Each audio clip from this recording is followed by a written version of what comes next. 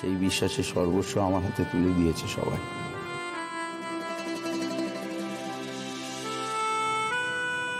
সে আশাটাও শেষ হয়ে গেল। কেন লোন অ্যাপ্রুভ হয়নি?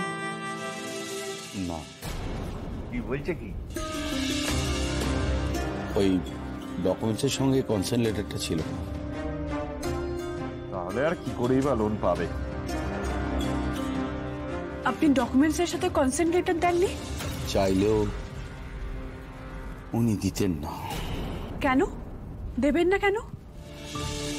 ছোট সাহেব, ম্যানেজার বাবু, এরা সবাই তো আপনার সাথে ভালোভাবেই ব্যবহার করেন। আপনি অফিসে অ্যাপ্লাই করলেই লোন পেয়ে যেতেন। শুধু শুধু ব্যাংকে হোম লোনের জন্য অ্যাপ্লাই করতে গেলেন কেন?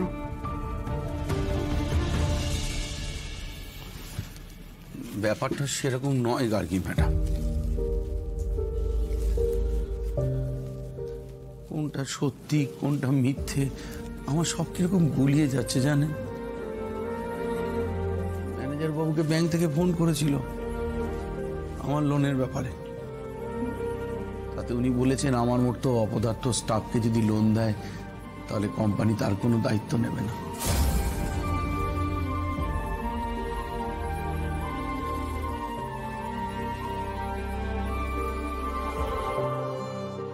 লোন পাওয়ার সব রাস্তাগুলো বন্ধ হয়ে গেল। তবু ভগবানদা, আপনি একবার সামনাসামনি কথা বলে দেখুন না। সুবীর তো বাড়ি করার সময় অফিস থেকেই লোন পেয়েছিল। আপনি তো সিনিয়র, আপনি কেন পাবেন না বলুন তো? না না, আমার ব্যাপারটা একটু আলাদা। জানি তো, তো আমরা সবাই জানি তোমার ব্যাপারটা একদম আলাদা। কম দিন হলো না তো দেখছি তোমার তো আবার রাশি, গোত্র, লগ্ন, নক্ষত্র সবই আমাদের থেকে একটু আলাদা, ভেরি ডিফারেন্ট ফ্রম আস। তা তুমি কোন পথে গিয়ে লোনটা আদায় করলে সেইটা একটু ভগবানকে বলে দাও না, বাতলে দাও না ওকে। ব্যানার্জিদা, যার মাথা ফেটেছে সে নিজেই চুন খুঁজবে, আমি কেন বলতে যাবো? এ তো বটে। ভগবান দা, গার্গী যেটা বললো আমারও কিন্তু একই মত। তুমি কোম্পানিতে অ্যাপ্লাই করো না লোনটা।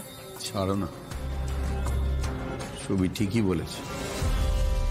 যার মাথা ফেটেছে সেই চুন খুঁজবে। দেখি কি করা যায়। এই তুমি এরকম সবসময় কেন্নর মতো গুটিয়ে থাকো কেন বলো তো? তুমি কোম্পানি থেকেই লোনটা নেবে, তুমি অ্যাপ্লাই করো এক্ষুনি।